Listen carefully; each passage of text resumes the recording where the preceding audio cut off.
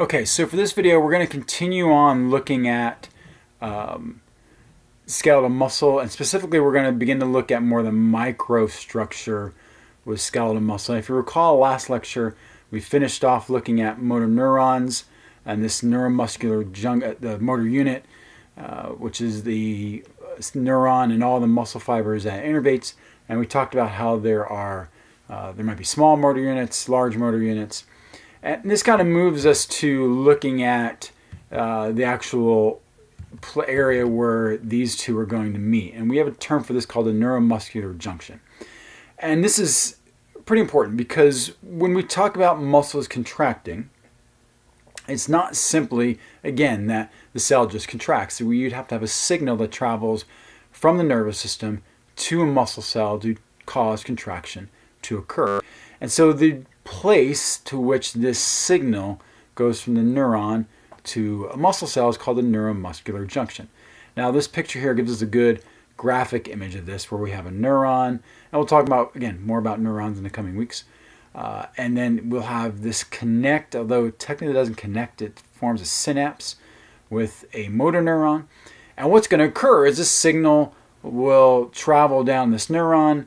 This neuron will release neurotransmitter.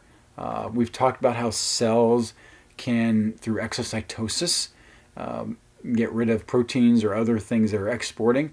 That's what would happen with the neurotransmitter. It leaves the neuron, neuron's a nerve cell, enters this space called a synapse, and then the muscle cell has receptors, protein receptors, again, all of this from a few chapters ago, has receptors that see that neurotransmitter. In this case, it's called acetylcholine. And then when that acetylcholine binds with that receptor on the muscle cell, that sends signals down into the muscle cell for it to then contract. We'll go more to those steps in the next lecture. So understanding this neuromuscular junction is pretty important. Let me give an example why. Let's say you wanted to limit muscle contraction. Now, whether it's through some drug or something like that. Well, you could do something to affect the muscle. You could do that. Or you could do something to affect what occurs before a signal gets to muscle. And one location where you could do that is a neuromuscular junction.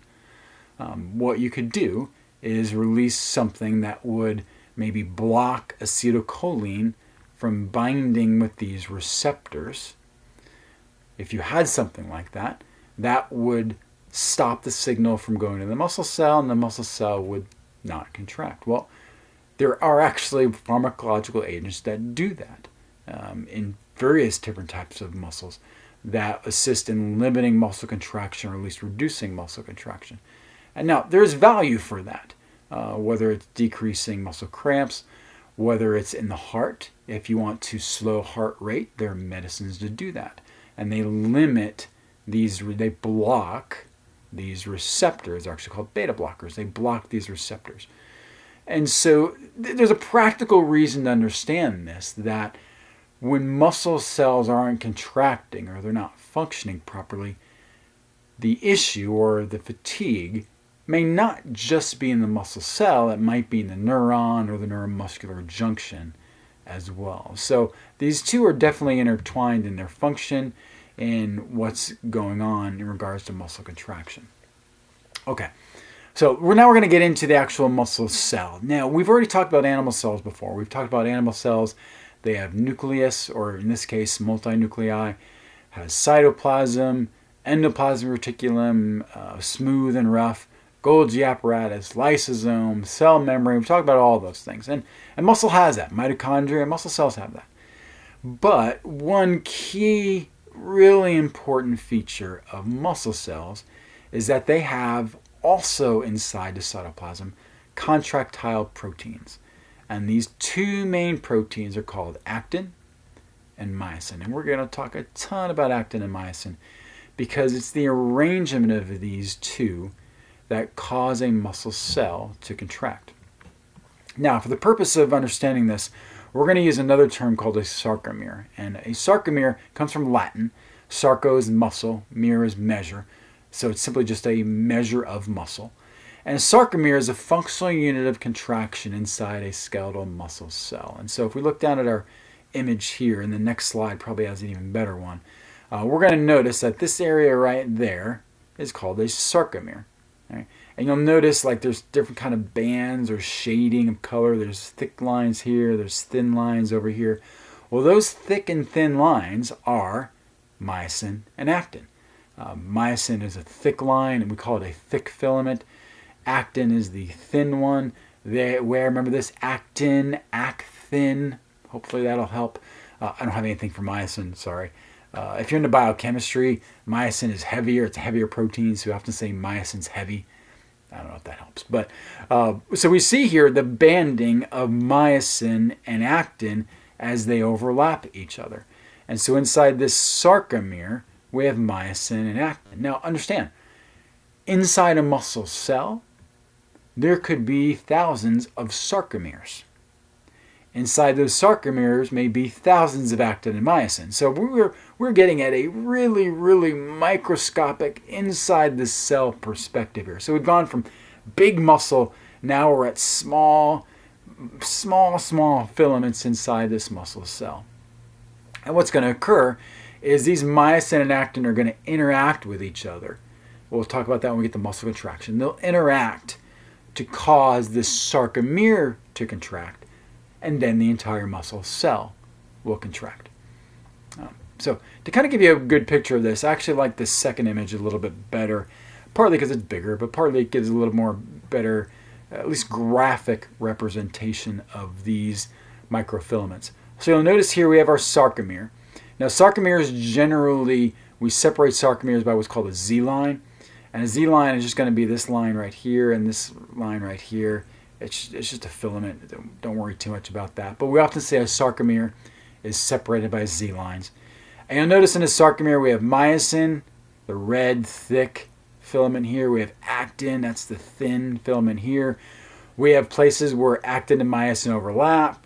We have places where there's just actin. We have places where there's just myosin. And we have names for those, the A band, the I band, the H band. All that is are just different bands inside the sarcomere. Well, these bands actually give the muscle cell, what's called a striated appearance. And in fact, we often say skeletal muscle has striations. Well, those striations come from this banding of actin and myosin overlapping with each other. And again, it's inside this sarcomere that we're going to see muscle contraction occur. Now, a couple of the structures you'll see here, I don't want to ignore them because they're here, but you will talk about these more in lab.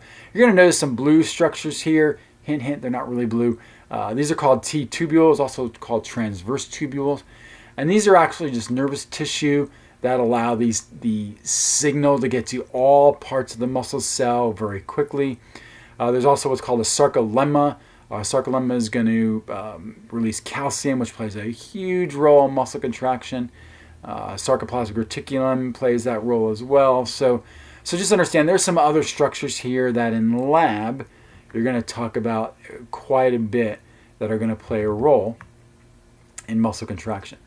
So again, we have these actin and myosin filaments. These are proteins that are going to overlap with each other. There's also a couple other proteins. One is tropomyosin, the other is troponin. When we talk about muscle contraction in the next lecture, you're going to hear a lot about these, about how these muscle cells contract. These two play a key role in causing myosin and actin to interact with each other or not to interact with each other. They're a little less important, but they do still play a key role in this muscle contraction. Okay, this is the last slide we'll look at here before we move on to actual muscle contraction. Again, it's sort of the same picture. This is maybe a little more graphical representation here, but we can see that right here we have our myosin, we have our actin overlapping here. You're going to notice the myosin here on this graphic has kind of these, it looks like they're arms almost, or feet. They're actually myosin heads. They're not a real head. It doesn't have eyes and hair, but it's actually an extension of the myosin protein. That'll make more sense when we talk about contraction, but it assists in the sarcomere contracting. And you can see our actin has troponin and tropomyosin on it as well. That's going to be very important in how these ultimately contract. We have our Z line, our thin and thick filaments here, A band, I band as well. So this is a little more graphic, probably a prettier representation of what occurs here.